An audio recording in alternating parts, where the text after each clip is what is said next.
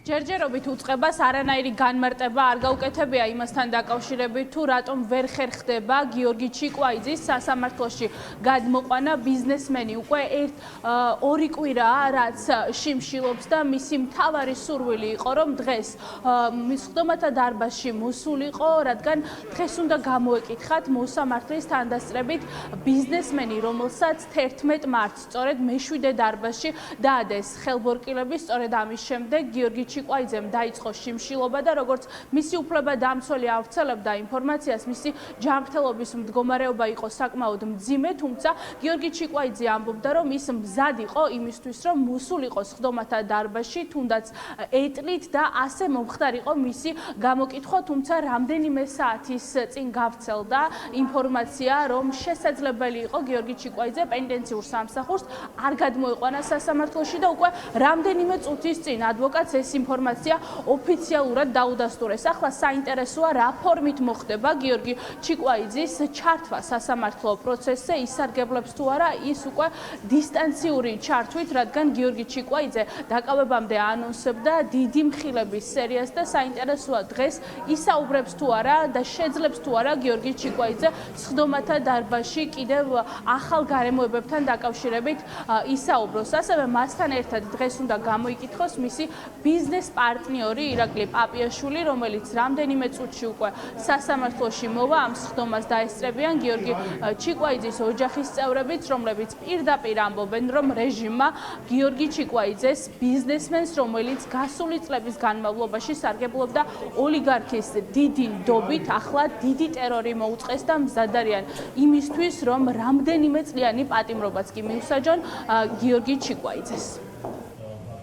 ჩემთვის ახლახან გახდა ცნობილი, რომ დღეს ვერ ხერხდება გიორგის ეტაპირება საბადრაგო სამსახურის მხრიდან. შესაბამისად, გიორგის მოთხოვნა იყო, რომ აუცილებლად დასწრებოდა მის სასამართლო პროცესს, თუნდაც ის გამოცხადებული იყო საკაცით, ეტლით, არ ქონდა მისთვის მნიშვნელობა, მისთვის უმთავრესი არის მიიღოს მონაწილეობა ამ სხდომაზე.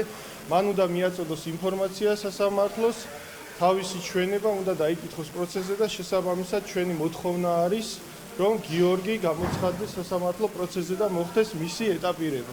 უკვე დღეს იმ ეტაპზე ვიყავით, როდესაც გიორგი მზად იყო ჩვენება მიეცა სასამართლოს. ამ ეტაპზე ჩვენთვის უცნობი არის, მოხდება მისი ჩართვა თუ არა, სასამართლომ უნდა მასურს პროცესზე დასწრება მიუხედავად გაიხსნა სხდომა თბილისის საქალაქო სასამართლოში მოსამართლე იზა კელენჯერიძემ უნდა მოусმინოს დღეს წესით გიორგი ჩიკვაიძეს და ირაკლი პაპიაშვილს, თუმცა გიორგი ჩიკვაიძის ეტაპირება ვერ მოხდება სამედიცინო დაწესებულებიდან უკვე სასამართლოში და საინტერესოა, მისცემს თუ არა მოსამართლე შესაძლებლობას და მოხერხდება თუ არა გიორგი ჩიკვაიძის უკვე დისტანციურად ჩართვა სასამართლო პროცესზე.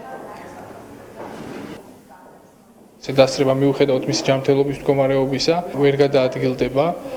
დაახლოებით 8 დღის წინ ჰქონდა კუნჩხვა, რის შემდეგაც მარცხენა თვალში მხედველობა დააკლდა, მარცხენა ფეხი წაერთვა და ეტლის გარეშე გადაადგილება მისი შეუძლებელია და განცხადებაში თქვა, რომ ეს იქნება ეტლით, საკაცით თუ ნებისმიერი საშუალებით, იგი უნდა მიიყვანონ სასამართლოზე, მოიყვანონ სასამართლოზე და იგი უნდა დაესწროს სასამართლო პროცესს.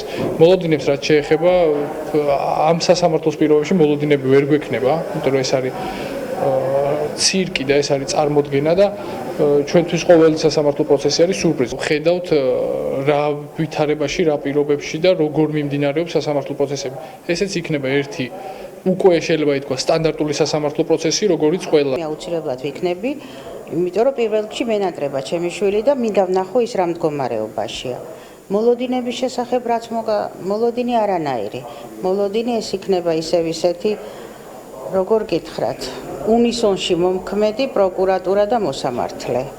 ამიტომ ახალს არაფერს არ ველოდები სასიკეთოს. მას აქვს დიდი სურვილი, რომ დაესწროს თავის სასამართლოს.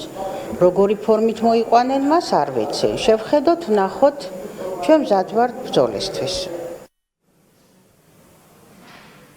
გიორგი ჩიკვაიძე, ბიზნესმენი, რომელსაც ხელბორკილები 11 მარტს დაადეს, ამის შემდეგ შიმშილობდა და უფლებადამცველი ავრცელებდა ინფორმაციას, რომ მისი ჯანმრთელობის მდგომარეობა იყო საკმაოდ მძიმე და სავარაუდოდ სწორედ ეს გახდა მიზეზი იმის, რომ დღეს მას სასამართლოში არ გადმოიყვანენ. სავარაუდოდ ახლა ყველას სურს, რომ მძიმე მდგომარეობაში მყოფი ბიზნესმენი საზოგადოებამ არ ნახოს.